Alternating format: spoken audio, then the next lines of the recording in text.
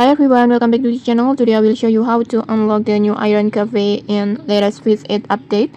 First, just head over to new map classic island like this, and once you're here, just follow the exact path that I'm taking like this. Just keep walking, try and stay on this road until you see a glowing portal ahead.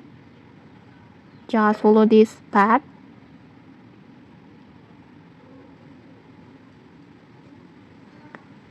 This portal, and then just tap on teleport,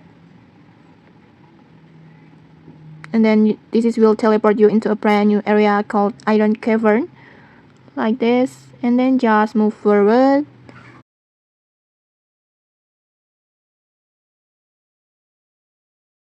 until you find this area.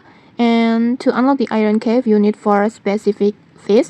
All of them can be caught right here, and then you can also catch the fish on here like this, and once you have caught all 4 fish and then place it on its spot, the Iron Cave gate will automatically unlock.